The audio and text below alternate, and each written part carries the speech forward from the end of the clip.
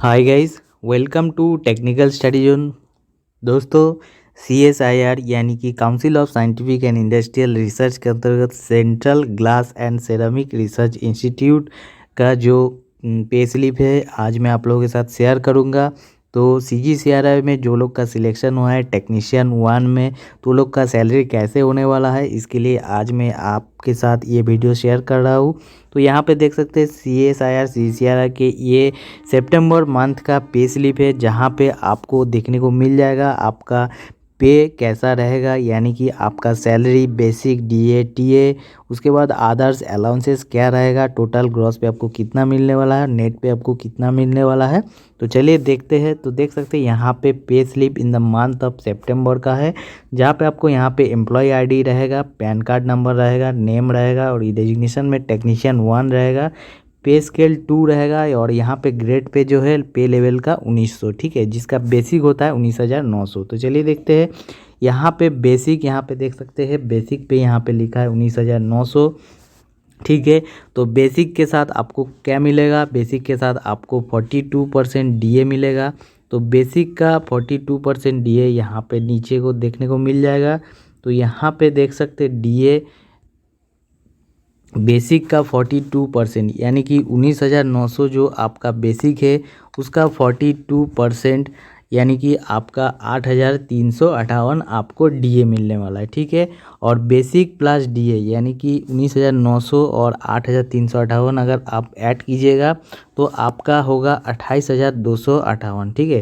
तो 28,258 का 14%, ठीक है, 28,258 का 14%, 14% अगर आप निकालिएगा तो हो जाएगा 3,957, ठीक है। तो 3,957 जो है आपका NPS में ऐड होगा, ठीक है। तो जो आपका नया पेंशन स्कीम है NPS, तो उसमें 3,957 गवर्नमेंट यानी कि एम्प्लॉयर जो होगा एम्प्लॉयर की तरफ से आपको मिलने वाला है, ठीक है। और 10% जो आपको सैलरी से काटेगा वो आपका कंट्रीब्यूशन होगा। एक आपका 10% कंट्रीब्यूशन होता है जो आपकी सैलरी से काटा जाता है, वो आपका NPS में जमा होता है। और एक गवर्नमेंट देता है 14%, वो भी आपका NPS में जमा होता है, ठीक है। तो टोटल आपका 24% जो है आपका NPS में जमा होता है, ठीक है, जिसमें से 10% आपका शेयर रहता है और 14% जो होता है वो गवर्नमेंट का शेयर रहता है, ठीक है। तो वो आपका NPS में अकाउंट में जमा होगा, ठीक है। तो इसका डिटेल्स भी क्या आपको कैसे NPS बनाना है, क्या क्या डिटेल्स, टोटल डिटेल्स मैं आप लोगों को शेयर कर दूंगा। अगर आपको वीडियो चाहिए तो कमेंट जरूर करना, ठीक है। उसके बाद क्या है, ट्रांसपोर्ट अलाउंस, ठीक है। तो कोलकाता आपका एक सिटी के अंदर आता है, तो एक सिटी के अंतर्गत अगर लेवल 2 में अगर आप नौकरी करते हो तो आपका ट्रांसपोर्ट अलाउंस मिलेगा 1,350 रुपया, ठीक है। तो ये फिक्स्ड है, ठीक है। तो 1,350 रुपये ये फिक्स्ड है, ये लेवल 2 के हिसाब से, ठीक है।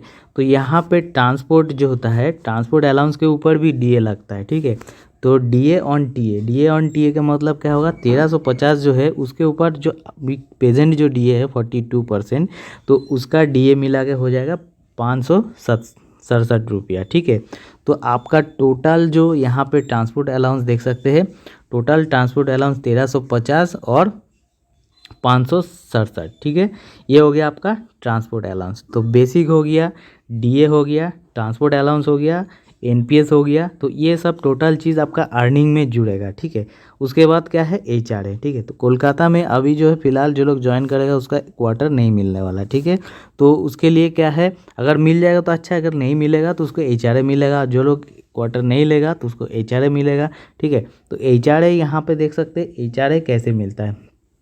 तो HRA यहाँ पे आपका जो होता है एक सिटी में, ठीक है, एक सिटी में अभी HRA 27% चल रहा है, ठीक है।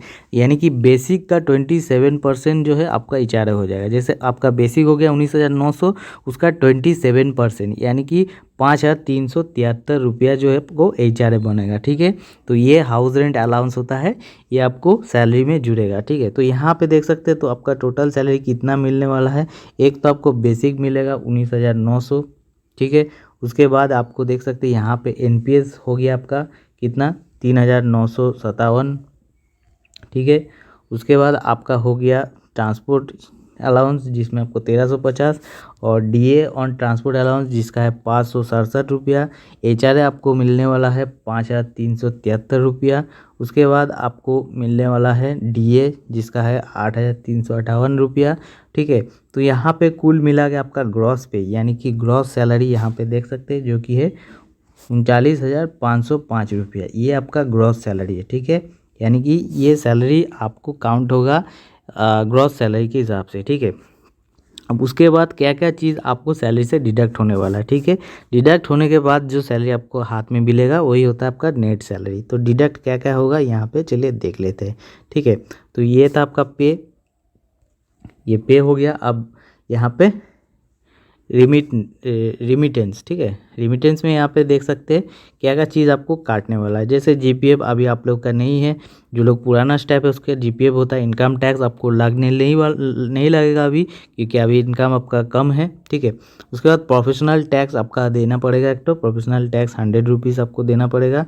उसके बाद एनपीएस सब्सक्रिप्शन, एनपीएस सब्सक्रिप्शन क्या है, वही है जो बेसिक और डीए मिला के आपका जो 10% कटौती होता है। यानी कि बेसिक और डीए मिलाने के बाद आपको कितना होता है सैलरी, 28,258। तो बेसिक और डीए का जो होता है 28,258, उसका 10% यानी कि 2,826 रुपया जो है आपको एनपीएस में कट कर दिया जाता है, ठीक है। आपका सैलरी से डिडक्ट होता है, ठीक है।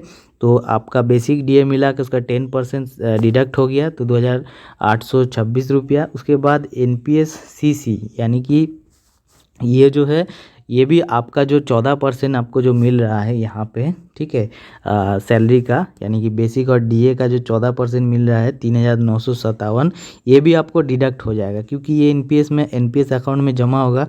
तो ये जो आपका जो टोटल यहाँ पे एनपीएस देख सकते हैं, जो आपका कंट्रीब्यूशन और जो गवर्नमेंट का कंट्रीब्यूशन, ये दोनों ही आपका सैलरी से डिडक्ट होके आपका एनपीएस अकाउंट में जमा होगा। लेकिन एनपीएस जो गवर्नमेंट कंट्रीब्यूट कर रहा है, यानी कि गवर्नमेंट जो दे रहा है वो सैलरी के साथ जुड़ेगा, मतलब ग्रॉस सैलरी में वो दिखाएगा, ठीक है। लेकिन नेट सैलरी में वो नहीं आएगा क्योंकि वो आपका एनपीएस अकाउंट में जमा हो रहा है, ठीक है। उसके बाद आ जाते हैं बाकी, यहाँ पे एलआईसी अगर कुछ खाता खोलेंगे तो उसके लिए आप यहाँ पे ऐड कर सकते हैं। वो आप जितना रुपए का एलआईसी खोलेंगे वो ऐड हो जाएगा, ठीक है। तो एलआईसी सब कुछ नहीं काटने वाला है, क्लब मेंबरशिप यहाँ पे काटने वाला है। तो हर एक लैब में क्लब मेंबरशिप होता है, तो क्लब मेंबरशिप में आपको 45 से 50 ऐसा जैसा आपको रखा जाएगा उस हिसाब से आपको काटा जाएगा, ठीक है। तो 45 रुपीज़ यहाँ पे देख सकते हैं क्लब मेंबरशिप में यहाँ पे काटा गया है, ठीक है। उसके बाद यहाँ पे देख सकते हैं लाइसेंस फी इसको लगता है जो लोग क्वार्टर लेके रखा है, ठीक है। क्वार्टर नहीं है तो उसको लाइसेंस फी नहीं लगेगा, ठीक है। एज भी है, हाउस बिल्डिंग एडवांस, आपको हाउस बिल्डिंग एडवांस अभी नहीं मिलने वाला। उसके बाद यहाँ पे पीसी एडवांस, वाटर चार्ज किसको लगेगा, जो क्वार्टर लेगा उसको वाटर चार्ज कटेगा, ठीक है। उसके बाद यहाँ पे देखते हैं सीजीएचएस जो आपका होता है, जो आपका मेडिकल होता है वो सेंट्रल गवर्नमेंट हेल्थ स्कीम, ठीक है। वो चीज़ अभी आपको नहीं लगने वाला है, ठीक है, क्योंकि आपको वहाँ से दवाई मिल जाएगा। उसके बाद इलेक्ट्रिक चार्ज, यहाँ पे इलेक्ट्रिक चार्ज उसी को काटेगा जो क्वार्टर में रहता है, ठीक है। और एक चीज़ जो क्वार्टर में रहेगा उसको एचआरए नहीं मिलने वाला है, ठीक है। तो उसको अलग से लाइसेंस फ़ी, इलेक्ट्रिक फ़ी, वाटर चार्ज ये सब देना पड़ेगा। अदर रिकवरी में कुछ नहीं, पे एंड टी एडवांस ये सब कुछ नहीं होगा। उसके बाद जो है यहाँ पे टोटल डिडक्शन देख सकते हैं, टोटल डिडक्शन यहाँ पे आपका हो जाएगा 6,928 रुपये। तो यहाँ पे जो आपका club membership, professional tax, NPS, ठीक है, ये सब मिला के टोटल 6,928 रुपये यहाँ पे आपको टोटल रिकवरी यानी कि आपका जो ग्रॉस सैलरी से काटने वाला है, ठीक है। तो ग्रॉस सैलरी आपका है 39,505, उसके बाद उसके साथ आपको टोटल रिकवरी हो जाएगा 6,928, ठीक है। यानी कि आपको नेट पे, यानी कि आपको हाथ में कितना मिलने वाला है 32,577 रुपया, ठीक है। यहाँ पे आपको 32,577 रुपया जो है यहाँ पे आपको नेट पे इन हैंड मिलने वाला है, ठीक है।